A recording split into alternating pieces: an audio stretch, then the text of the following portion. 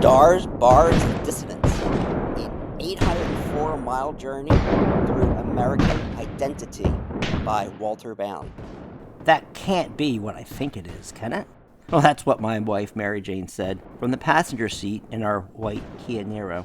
A huge flag waved in the breeze, high above dense woods in Southern Virginia. Wasn't that just sunglare? We were driving home from our celebration in the multicultural capital of the South, Atlanta. Our daughter graduated with her master's in aerospace engineering at Georgia Tech. It was wonderful. We met her colleagues from all over the world in the United States. Engineers from West Point, the Air Force Academy, Greece, Tunisia, Singapore, France, Spain, China, India, Japan, a true United Nations of the smartest minds in the world. Many were women. Most spoke several languages.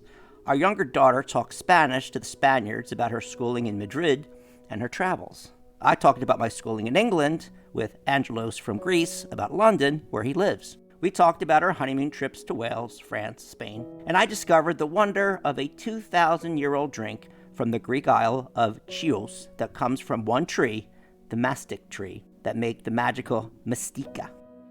During graduation at Bobby Dodd Stadium, it was rare to hear a name like Robert Smith or Susie Jenkins, but all still good fellow rambling wrecks who drank their whiskey clear. Many, like our daughter, were continuing PhD programs or heading to lucrative jobs in aerospace or startup internships. Our daughter loves Atlanta, and I do too. We love the shops, the vibes, the hospitality, the craft brew palaces, Piedmont Park, Torchtop Brewing, walking the Beltline on those glorious days with people dancing, singing, rapping, laughing between Krog Street Market, eating incredible Chinese dumplings in the food hall with a local pint from Monday night from Hop City to Pont City Market. Then photos for the utterly hip street art stroll along Krog Street Tunnel. As an instructor, I'm used to my English classroom being international. It's one of the reasons I love where I teach. We have the second highest Indian population in New Jersey outside of Newark. Most are also women in my AP Language and Composition course. Oh my God, I told my wife, that's the largest Confederate flag I've ever seen. I felt chilled, horrified. Was Southern Virginia a part of the United States? Was this hostile and rebel territory? If we were not white, would we have to be careful when turning off the bypass on Route 29 for gas and groceries? We also saw signs saying, "Internet coming" to Enter County. Did this rural area in Virginia not have internet? How is that possible in the United States? Was this part of the problem? Isolation, stagnation, retrogression, retardation, meaning to delay or hold back in terms of progress, development, and accomplishment? I feel scared, my wife said. I agreed. I kept staring at the rebel war flag, expecting the Confederate General Bedford Forrest leading the KKK across the highway. Instead of my comfy driving clothes, I felt like suiting up in Union blue and reaching back for my Springfield .58 caliber with a 40-inch long barrel. Did I have enough minor balls and powder to protect the nation and my students? Google Maps suggested a shortcut to avoid the traffic around Richmond. It was Mother's Day, and what a day to drive back 804 miles to Cherry Hill, New Jersey. I wanted to celebrate the day with a meal. It's Mother's Day. It needed to be fast and satisfying to last until we reached home. Why not Cracker Barrel? I asked Mary Jane. She loved the idea. 4 pieces of fried chicken, potatoes, side of veggies, and Southern biscuits for $12.99 a person? Not bad. But it was Mother's Day and an hour and a half wait. Oh boy. Now, I suggested finding one along Interstate 85 through North Carolina, calling ahead, making reservations. We agreed that sounded like a great plan. The Cracker Barrels along the way did not answer or did not take reservations. Before the detour onto rustic Route 29, we saw signs for a Cracker Barrel just east of Charlotte. But then Google Maps corrected our route. Can you wait? I asked my wife. She nodded, not knowing it would be another 2 hours until we reached Lynchburg, Virginia, that we would finally have rest and have a Mother's Day meal on the road. The train through Southern Virginia was lovely. The highway was free of traffic and semis. And so far, no Jeb Stuart, who actually really did fuck up Gettysburg, by the way, thank God. I am a huge American history buff, even with enough credits to teach history. And we were making good time. Our Kia Hybrid gets 55 miles per gallon. A great bargain. Besides the hunger, everyone was fine.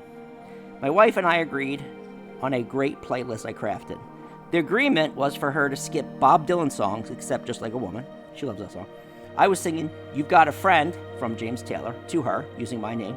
And then we sang one of our wedding songs, Into the Mystic, and Van, Belfast Cowboy, Morrison, and even Lion Eyes from the Eagles, a song Mary Jane thinks is more depressing than Desperado. Yeah, the music. But then came that flag, that huge flag. I don't even know if I heard the next few songs. Did I even skip the band's The Night They Drove All Dixie Down, a song I happen to like for nostalgia? Where were we? How can one sing God Bless America by Lee Greenwood and still fly that flag? Isn't General Lee like Benedict Arnold, just much worse? Do we have statues on British commanders Howe and Cornwallis erected in America to celebrate or commemorate our history? Not to use as an either-or fallacy, how can one be patriotic and anti-patriot, an angel and a devil? Maybe the freedom that Greenwald sings so passionately about, that resonates with so many Americans and it makes them weep, only speaks to their freedom and not the freedom of those who are different, like all of those brilliant students at Georgia Tech. How many engineers were coming out of Southern Virginia? How come so many universities and companies in America need foreign minds with skills to protect our skies, build our satellites, navigate our radar systems, and lead America into the 22nd century? Is such a flag inspiring progress? Or is it all about some fictionalized past? Lynchburg didn't make me feel safe either. The dinner was satisfying and inexpensive. Our waiter, a very pleasant young African-American, was the epitome of Southern charm and manners. Yes, sir, and yes, ma'am. He kept apologizing for the delay. Liberty University was just across the road, and the high was named after Jerry Falwell. I looked around at the mostly white customers and wondered how different they were to me. I love debating things like healthcare, gun rights, taxes, and education, but one's right to exist, regardless of gender, skin color, sexual orientation, ethnicity, language, or political affiliation, neo-Nazis or Illinois Nazis excluded and not open to debate. Should that, in 2022, be settled? My wife asked, what does that flag mean to those who raise such flags? Then I thought to myself, is it all part of a separation of idea and ideals in this country? About the state trumping the feds?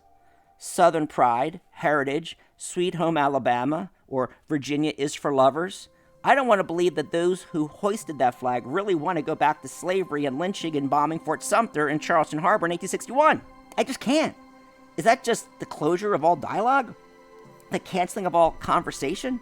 But I know what that flag represents to me and the majority of others, especially those who are non-white. Not in Danville, Virginia, not with that huge rebel flag reminding every driver that the South wants to rise again, to restore what was lost. Its alleged dignity, its right to own slaves and lynch slaves, and to have a master white race of, plantation owners who, control the means of production, and if you're a poor white, you can't compete against, free labor, so you might as well, hate the person who's being forced to do your job, and you have no money. Oh boy. Appomattox Courthouse is only an hour and a half north too. That's where the Civil War ended. And but is it really over? We all know what happens when that occurs in the world. The others become cockroaches, non-humans, easy to kill. The trannies, the illegals. Even passing through Charlottesville and its lights on Route 29 did not make me feel better. I recall the tiki torches, the guy who ran over a liberal protester. I think of Jefferson and Sally Hemings and how he believed in eugenics, that one could breed humans like he bred his cattle and hogs. Hypocrite.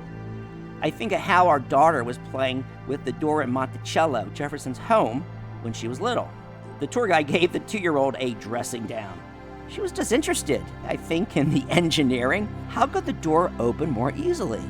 WD-40 on those 18th century hinges, huh? But Jefferson lived in his time. He grew more conservative as he aged.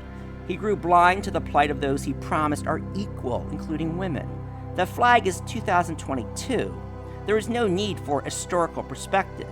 and that Jefferson was at least progressive and liberal-minded for his day. True, but damn, it's 2022 for fuck's sake. 2022. Even back in New Jersey, I still felt rattled. What has happened to the city on a hill, the beacon of freedom for all?